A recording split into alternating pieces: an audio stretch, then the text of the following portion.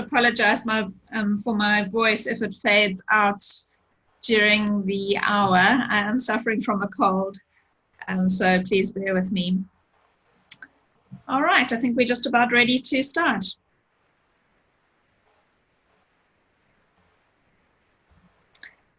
So thank you for joining us for this webinar about our latest product, which is Ester-C Vitamin C. It's a new product that we launched about a week ago. You'll see the full title is Ester-C 1,400 milligrams, vitamin C 1,000 milligrams.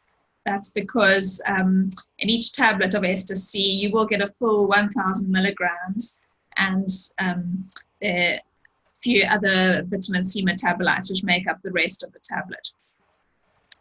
So in this webinar, we'll be covering details about Ester-C formulation and its key features. We'll recap on some vitamin C background, vitamin C insufficiency and deficiency, the health benefits of vitamin C, some considerations to take into account when choosing a vitamin C supplement. We'll look at the accumulation and retention of Ester-C and other vitamin Cs in cells, which is really one of its key benefits. And we'll do a bioavailability comparison to other forms of vitamin C and look at their effects on the digestive tract. And then we'll look at some practical scenarios that you could use Ester-C in your practice and look at some studies supporting the various uses. All right, so as I said, Ester-C is the latest addition to our synergistic nutrients range.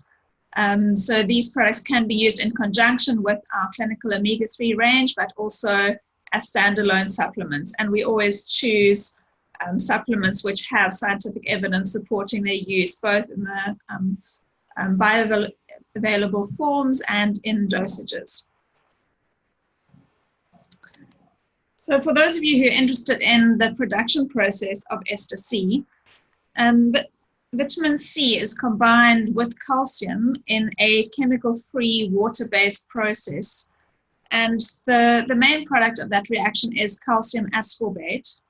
And then there are various other vitamin C metabolites formed, which are basically byproducts formed during the reaction. So we have calcium threonate, dehydroascorbate, and a few other vitamin C metabolites. So the key features of Ester-C are that it is optimally absorbed from the gut into the bloodstream and then from the bloodstream into the cells. And it has 10 times greater bioavailability in immune cells. It also has a 24-hour action, making one-a-day dosing effective and convenient. And it is not acidic, so stomach friendly. And we'll hear some more about these benefits as we go along. So just to recap about vitamin C. So vitamin C is a water-soluble micronutrient that we need for normal cell function, growth, and development.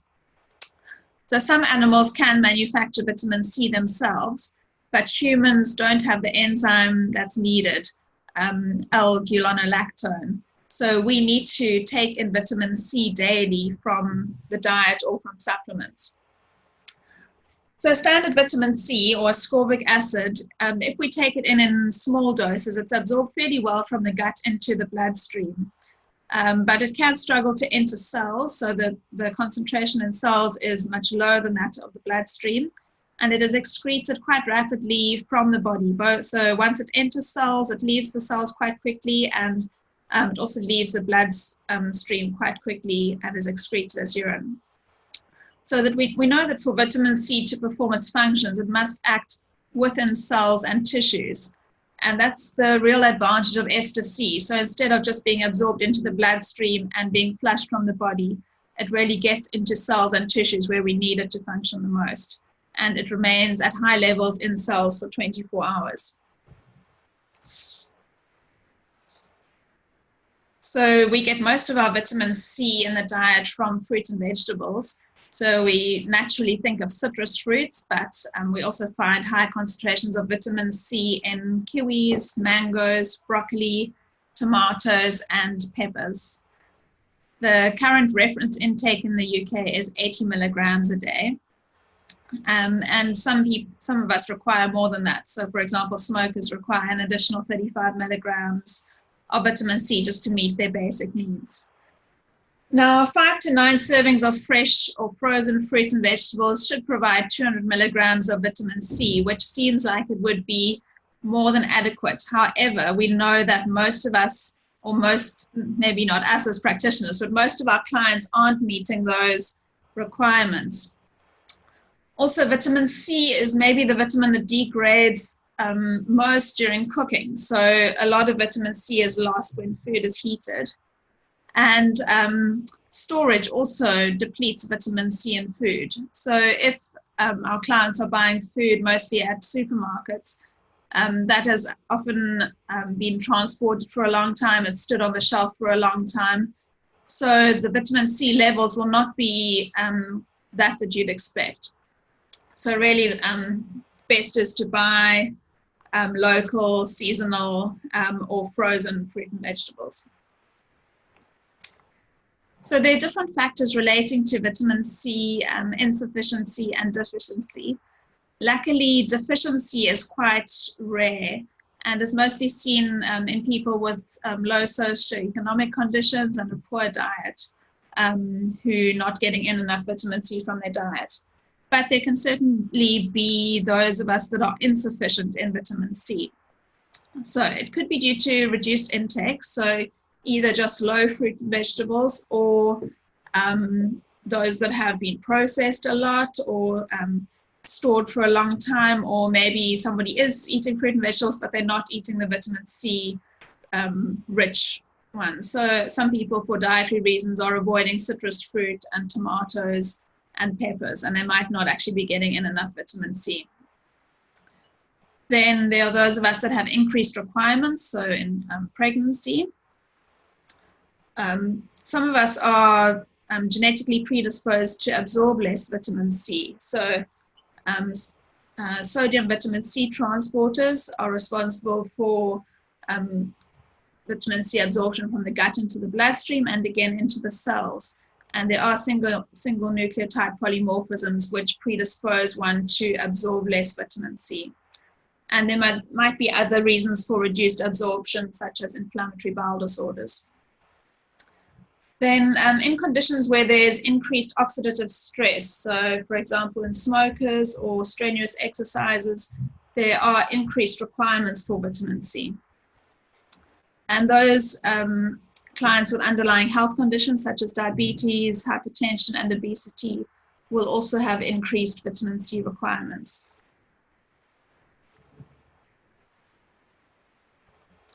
So insufficiency and deficiency of vitamin C is linked to various disorders and systems.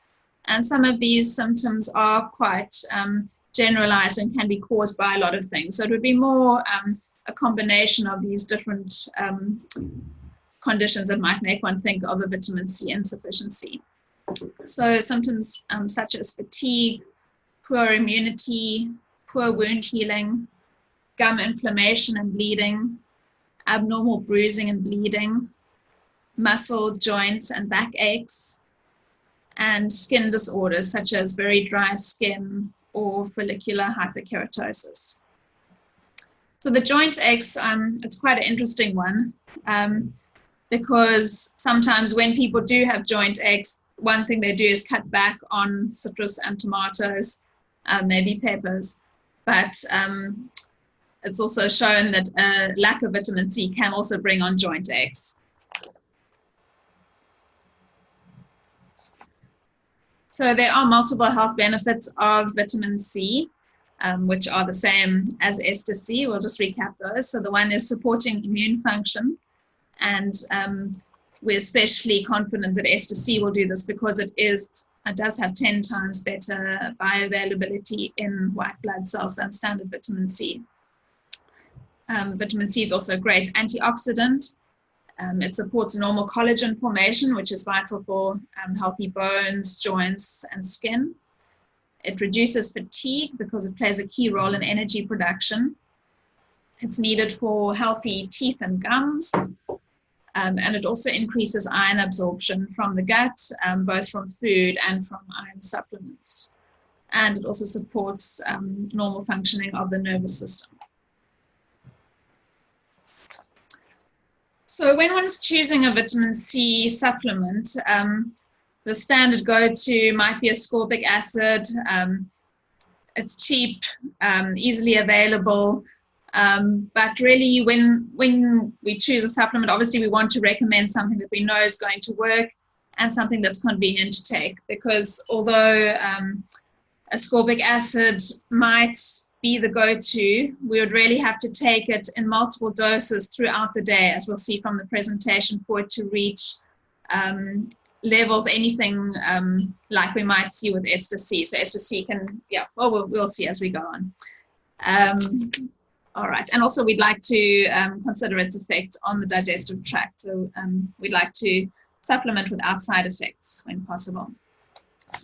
So when vitamin C is ingested, it's absorbed into the bloodstream, and it then concentrates in various organs in various concentrations. And that's really where it has its action. So if vitamin C is being absorbed into the bloodstream, it reaches a steady state, after which absorption from the gut slows down. So if it just remains in the bloodstream without getting into the cells, then more will not be absorbed in the gut and simply be flushed away. So we really want the vitamin C to be moving from the bloodstream into the cells. So this study quoted was looking at human lymphoma cells, and they were pre-incubated with threonate, which is a vitamin C metabolite, which is found in Ester-C. And different concentrations of threonate were used. And it was found that in a dose-dependent manner, the higher the concentration of threonate that the cells were incubated in, the more ascorbic acid they took up. So that supports the fact that the vitamin C metabolites, for example, threonate, increase vitamin C uptake into cells in Ester-C. And then this is really an important study. So I'll explain more about the graph in a moment, but basically it was a study looking at comparing vitamin C concentrations in plasma, so that's the bloodstream, and in leukocytes, so those are white blood cells, after taking standard vitamin C, ascorbic acid, versus Ester-C and a placebo. It was a double-blind, placebo-controlled crossover trial.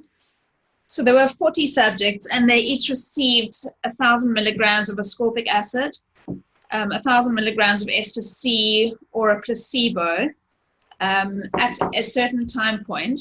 And then their levels in the blood, in the plasma, and in the white blood cells were measured at 2 hours, 4 hours, 8 hours, and 24 hours.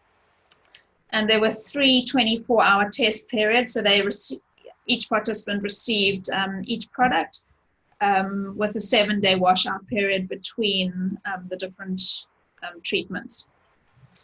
So to look at the results in the plasma first, in the bloodstream, that isn't the graph that you're looking at. So Ester-C and ascorbic acid both had a peak level in the plasma at 4 hours after dose. And the maximum plasma concentration reached was slightly higher for Ester-C than ascorbic acid. So it was slightly better absorbed from the gut into the bloodstream. But really the impressive data is in the graphs you see below. So these are the levels in the leukocytes, the white blood cells. The Ester-C is represented by the orange line. And on the left, you'll see the blue line, that's the placebo. So it's not surprising the placebo didn't obviously raise vitamin C levels. And then on the right, this is Ester-C compared to standard ascorbic acid. So the ascorbic acid did enter the cells and peaked at 4 hours post-dose. But then you'll see that the levels of vitamin C in cells declined rapidly. And from 8 hours, there was no vitamin C detectable in cells. So 8 hours after dosing, no vitamin C was detected. So if you had to take standard ascorbic acid, you can see that you would have to take it multiple times throughout the day to achieve levels in cells. Whereas the Ester-C, if you look at the orange line, it reached higher peak levels, and it peaked at 8 hours and then maintained completely steady up to 24 hours. So that's how we can support our claim that 1 a day dosing is effective, and also that it has 24-hour action. Because, I mean, according to that graph, it might even have longer than 24-hour action, but for the study, the last measured time point was at 24 hours. So comparing Ester-C to other vitamin C formulations, something that we always do when we bring out new products is to look at the different formulations and decide which one we're going to back, because we want to obviously bring out the most effective product. So for liposomal vitamin C, so while the concept of liposomal delivery for other supplements is well established, there's currently insufficient data to suggest benefits over standard ascorbic acid, partly due to human studies of liposomal vitamin C being not really available. And from the data, liposomal vitamin C isn't optimally absorbed into cells and is quickly excreted from the body. So although it is well absorbed from the gut into the bloodstream, levels don't stay high in cells as they do with Ester-C. And it's also quite pricey. So definitely that's why we prefer Ester-C over liposomal vitamin C. Then we also looked at slow-release vitamin C, and the results were quite disappointing. So even comparing slow-release vitamin C to standard ascorbic acid, really it didn't show statistically significant superior uptake and retention. So that wasn't a consideration for us. And then the other advantage of Ester-C is its effects on the digestive tract. So ingestion of high doses of standard ascorbic acid can cause gastrointestinal side effects like abdominal cramps, nausea, and diarrhea.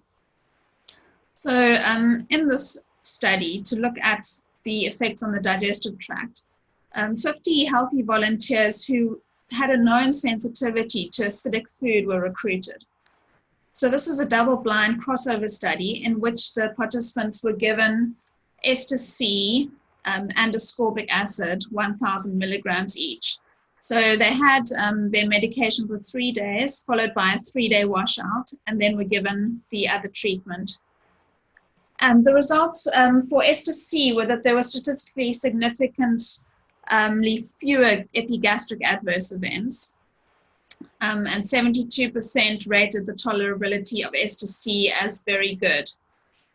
The reason why it gives less side effects is that it is pH neutral and buffered. So it's gentle on the digestive tract, even in high doses.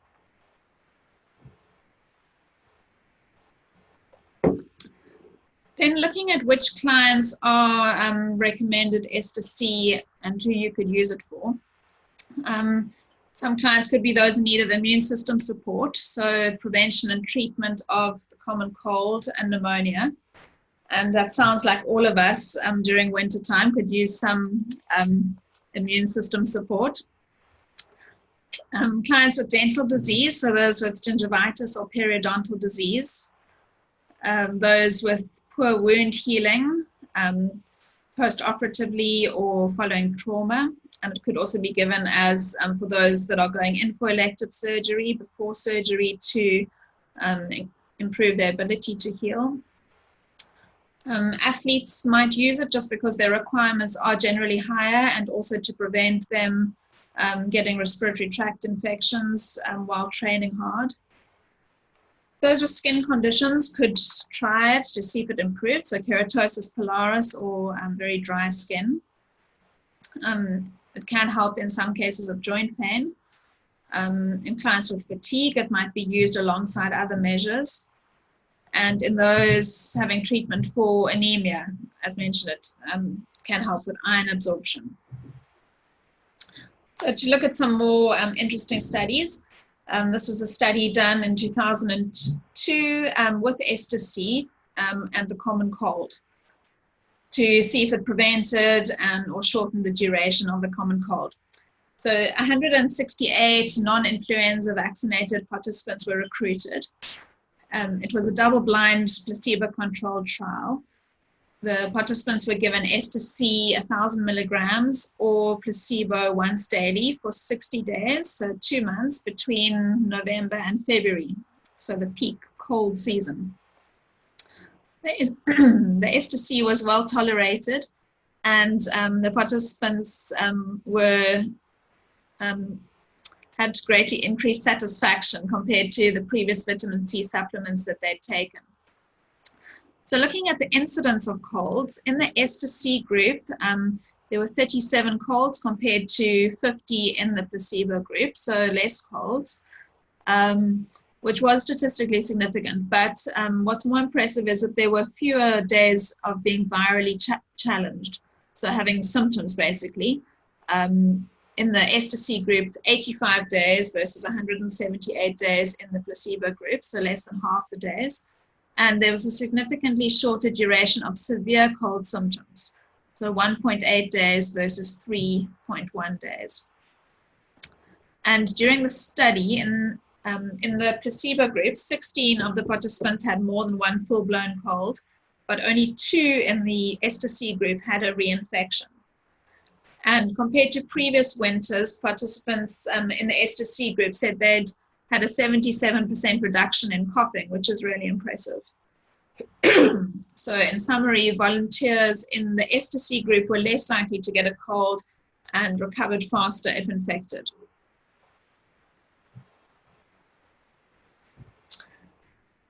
So looking at vitamin C and immune function, there are really various levels that Ester-C would act to assist the immune system. So firstly, in preventing pathogens entering the body, then in helping to get rid of them once they are in the body, and mopping up after the infection is over. So just to look a bit more in detail. So vitamin C supports various cellular functions of both the innate and the adaptive immune system. It supports the epithelial barrier function against pathogens. It promotes oxidant scavenging activity in the skin, protecting against oxidative stress. And then it accumulates in phagocytic cells, for example, neutrophils. So we have that lovely data of the leukocytes. So if you look at the picture on the right, vitamin C enhances chemotaxis, so that is movement of the white blood cells out of the blood vessel into the tissue towards the pathogen. It aids in phagocytosis, so that's the engulfing of the pathogen, helping in generating reactive oxygen species to kill the microbe. And then once the microbe is killed, the white blood cell will undergo apoptosis, which is programmed cell death, and then it will be cleared away by macrophages so that there isn't necrosis at the site of the infection. And vitamin C also enhances the differentiation and proliferation of different white blood cells, for example, B and T cells. So looking at all of the study data available, vitamin C supplementation is able to both prevent and treat respiratory and systemic infections. And doses as little as 200 milligrams can have some effect on decreasing the severity and duration of the common cold, and also the incidence of the common cold, and especially the incidence of the common cold if one is exposed to physical stress, so cold temperatures, exercising, and also in those who have inadequate vitamin C to begin with, it can decrease the incidence of the common cold. Whereas if you're going to treat an established infection, then you would require significantly higher doses to compensate for the inflammatory response, oxidative stress, and the metabolic demand of treating the infection. So we also know that prophylactic vitamin C decreases the risk of pneumonia and other serious respiratory infections. And if one uses higher doses, so 0.5 to 1.6 grams a day, the duration of these serious respiratory infections is reduced by a third or more.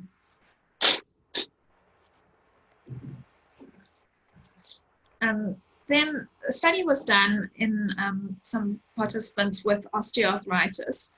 So these were patients with osteoarthritis of the hip and the knee joint that was confirmed on X-ray. It was a randomized placebo-controlled crossover trial in general practice. There were 133 participants, and they received either calcium ascorbate, which is the main ingredient in Ester-C, or placebo. And they received each for 14 days, for 2 weeks, separated by 14 days in between treatments. And the results were that calcium ascorbate reduced pain from osteoarthritis significantly compared to placebo. However, the effect was less than half as that found with non-steroidal anti-inflammatory drugs. So what we can take from this is that in those who either can't take non-steroidals for some reason or don't want to, Ester-C could be used as an adjunctive treatment for pain relief, and obviously to be monitored on a case-by-case basis as to whether it is assisting or not. Then vitamin C in skin disease. So vitamin C can help on many levels. Just to recap the structure of the skin. So if you have a look at the picture, at the bottom is the dermis, which is the layer which is supplied with blood vessels and nerves. And then the various layers of the epidermis, the outermost layers of the skin, ending in the stratum corneum at the top. So the roles of vitamin C are both in the dermis and the epidermis. It promotes collagen synthesis in the dermis, which is what gives the skin its structure and its youthful plumpness. As we get older, our collagen synthesis wanes, and that's when we get wrinkles and sagging skin. Vitamin C is an antioxidant throughout the layers, and it also increases the levels of other antioxidants by altering gene expression. It aids in the differentiation of the different cells in the keratinocytes, those are the cells in the epidermis. And it enhances barrier function of the skin due to increasing barrier lipid secretion and organization of the cells in the stratum corneum. You can see the cells are organized in those nice thin layers. If they get disorganized, then the skin would become rough and bumpy. Vitamin C aids in wound healing by increasing proliferation and migration of the dermal fibroblasts. Those are the cells in the dermis which move towards sites of wounds and are involved in the healing thereof. And it also increases glycosaminoglycan synthesis in the dermis. So GAG and collagen are together responsible for the structure of the dermis. So what signs and symptoms might we see in someone's skin if they are insufficient or deficient in vitamin C? They might have poor wound healing, rough skin due to thickening of the stratum corneum, dry skin due to loss of barrier lipids and barrier function. There might be subcutaneous bleeding, so one can sometimes see bleeding around the hair follicles. As well as corkscrew hairs. So those are the ingrown hairs that sort of grow around each other into a corkscrew shape. Now, in someone with serious vitamin C deficiency, such as scurvy, one would see a combination of these factors. So skin fragility, bleeding gums, corkscrew hairs, and impaired wound healing. So if someone had was really vitamin C deficient, you could see these changes rapidly and severely. But if somebody was insufficient in vitamin C, you could see these changes to a lesser extent, or only some of them.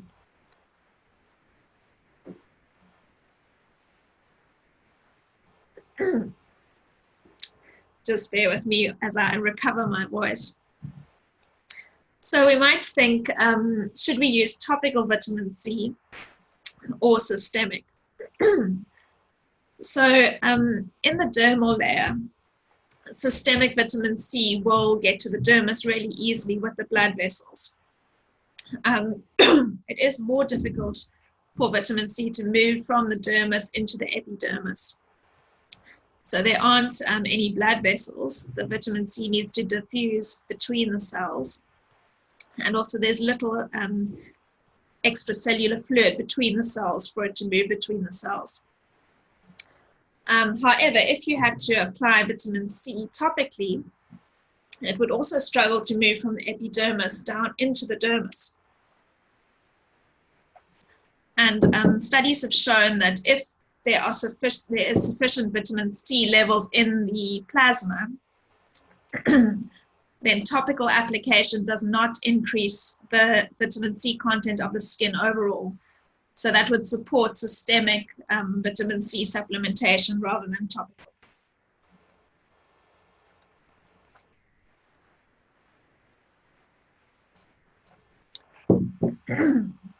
If we look at some types of skin damage and the evidence of the effect of vitamin C, in sunburn, we see cell death of all skin cells with associated inflammation.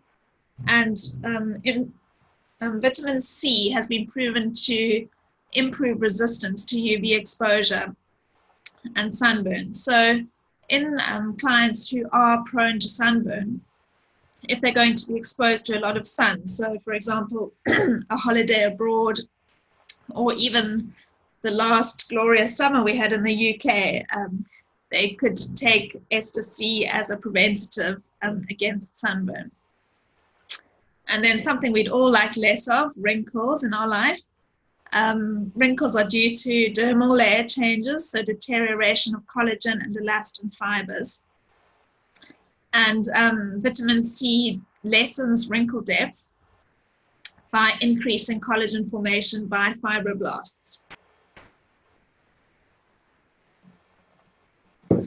Then in dry and rough skin, we spoke about the stratum corneum. There's loss of skin barrier lipids and natural moisturizing factor. And vitamin C enhances the production of these lipids, aiding dry and rough skin. Then some clients are prone to keloid formation with excessive scarring. And this is due to abnormal fibroblast function, laying down abnormal collagen and elastin. And vitamin C is known to improve wound healing generally, but also prevents keloid formation. So in clients who are known to develop keloid, if they're having a procedure such as surgery done, possibly even ear piercing, or if they suffered trauma, Ester-C could be given to prevent the formation of keloid. Periodontal disease, that is disease of the structures surrounding the teeth, has been talked about a lot recently in the news. So we're looking at the gums, the periodontal ligaments, and the alveolar bone. And there are strong suggestions that there are possible connections between periodontal disease and atherosclerosis and heart disease. So it may increase the risk of and worsen existing heart disease. It may increase the risk of ischemic stroke. In diabetics, periodontal disease can worsen blood glucose control. It may also cause lung infections and worsen existing lung conditions when bacteria from the mouth reach the lungs.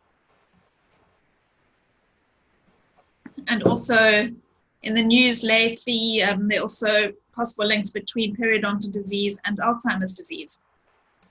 So anything we can do to reduce periodontal disease is a win-win, both for the mouth, but also for the rest of the body. So in the study, the Java project on periodontal disease, a rural population was studied who had a poor diet and a lack of dental care.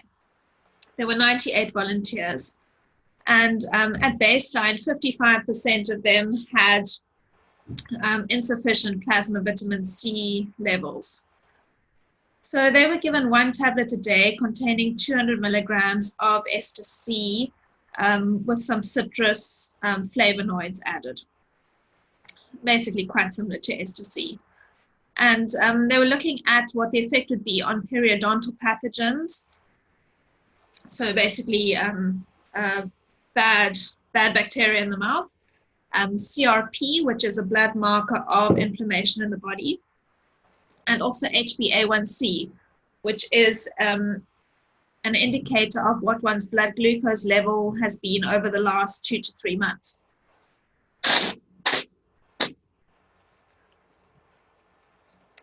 All right. So the Ester-C dose used was quite low, 200 milligrams. The participants took this once a day for 90 days, so for 3 months. At the end of the study, 100% of the subjects had normal plasma vitamin C levels. But possibly more impressive was that there was reduced subgingival load of all studied periodontal pathogenic bacteria, as well as Epstein-Barr virus, the virus that's responsible for glandular fever. So it really had a great effect on clearing the mouth of bacteria and Epstein-Barr virus. And also the plasma HbA1c decreased in all subjects. So that's a marker of blood glucose control. That was improved in everybody. And as well as the CRP decreased in all subjects. So that's a marker of generalized inflammation in the body. That was really promising. Of course, the mainstay of treatment for periodontal disease is oral hygiene, but Ester-C could be a very useful adjunctive treatment in this case.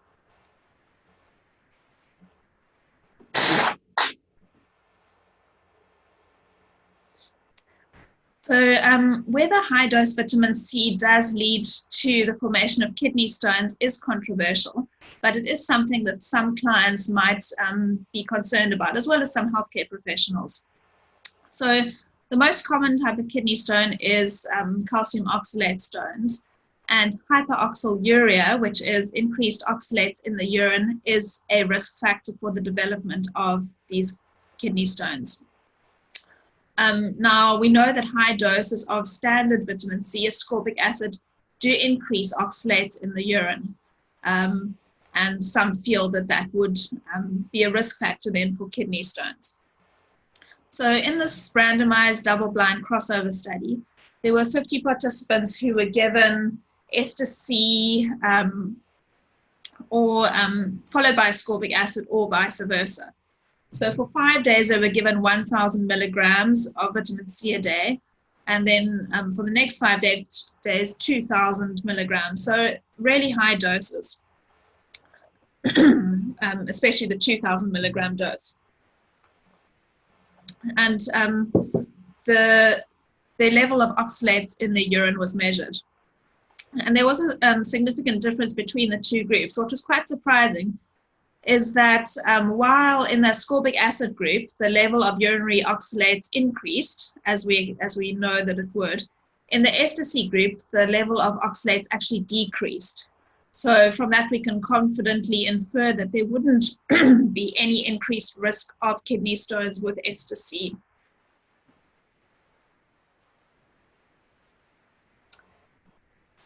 So iron deficiency is more common in overweight and obese women. And the reason for that is due to a compound called hepcidin, which is produced by adipose tissue and the liver. And its production is increased in conditions of subclinical inflammation. So the overweight and obese women have more hepcidin produced because of the increased adipose tissue. And what hepcidin does is it decreases iron absorption from the gut, and it also decreases iron flow from the bloodstream into the cells. So in the study, it was basically to investigate whether vitamin C would increase iron absorption in both normal weight and overweight and obese women. So there were two groups of women, those of normal weight, those who were overweight, and they were given a meal that didn't contain any vitamin C, and then a meal containing a good dose of vitamin C. And the results are tabulated above. So the normal weight woman in the meal without vitamin C absorbed 19% only of the iron in the meal. And when vitamin C was added, that absorption increased to 29.5%. So quite an impressive increase of 56% in iron absorption from the meal. Whereas in the overweight woman, initially in the meal without vitamin C, they absorbed 12.9% of the vitamin C. That only went up, of the iron, that only went up to 16.6% after vitamin C was added. So that was a 28% increase in iron absorption. So from that we can see that definitely vitamin C does increase iron absorption across the board, but the effect is especially marked in women of normal weight. So it's just something to consider if somebody is on iron treatment, that Ester-C could improve the iron absorption, but the effect might be less in overweight or obese women. So our dosing advice for Ester-C is 1 tablet a day. It will last for 24 hours, and the 1,000 milligram dose should be sufficient for almost all conditions. So there is no tolerable upper limit for vitamin C, but we believe that there would be limited additional benefit to taking more than 1 tablet a day. And although we don't expect any side effects, if one does exceed that, that's when you might start to see potential side effects. So Ester-C is safe for children, and really the only reason that we put an age limit on it is really just because of swallowing the tablets. And children 8 years and older can take half a tablet daily. The tablet has a break line for easy splitting. So you could just break it in half, pop the other half back in the bottle for the next day. For those clients with swallowing difficulties, they could also halve the tablet along the break line, and it really does split very easily, and swallow each half separately. Or if somebody only wanted to take half a tablet a day, they could do that. And you can also chew the tablet. So it's quite although it's not artificially flavored, so it's not really meant for chewing. It is definitely chewable. So if you have any clients that really don't like swallowing, they can chew it with pleasure. We do recommend taking the tablets at more or less a similar time each day, just because to maintain the steady levels in the body, and ideally with food for best chance of absorption. So let's just recap about the features of Ester-C. So it is 10 times more bioavailable in white blood cells. It's available in a 1-a-day convenient dose, which has 24-hour action. In each tablet, you'll get 1,000 milligrams of vitamin C. It's stomach friendly because it's buffered and non-acidic.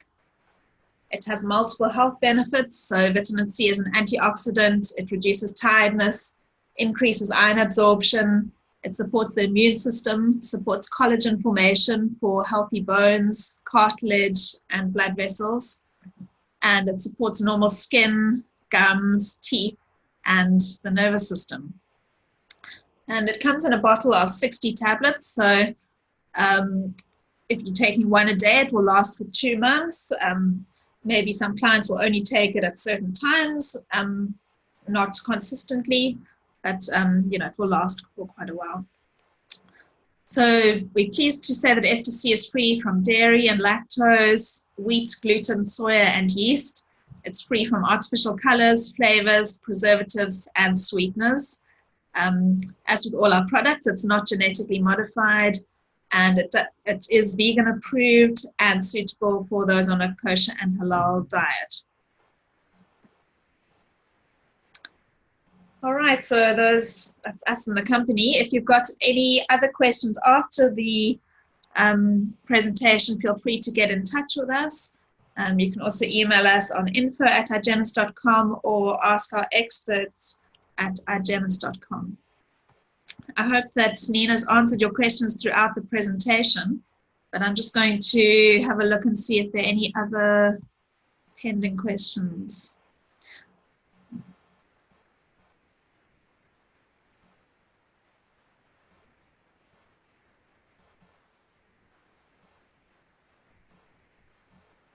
All right, I don't see any other pending questions at the moment, so I think I'll just wait another few minutes.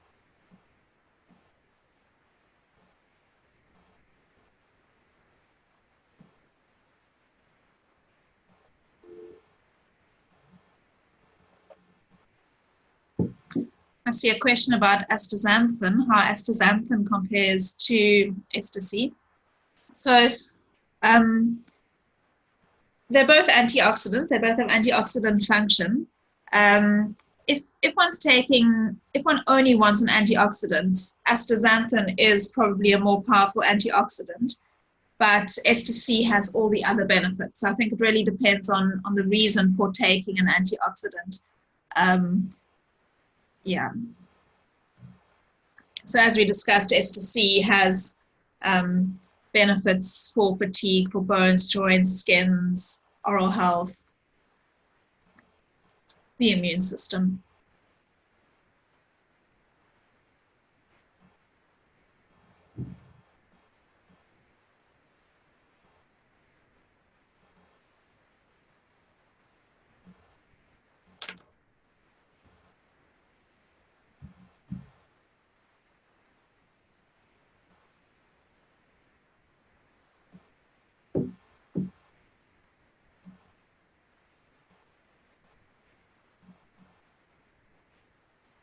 All right, I don't see any more questions coming in, but if you do have any more questions, please feel free to get in touch.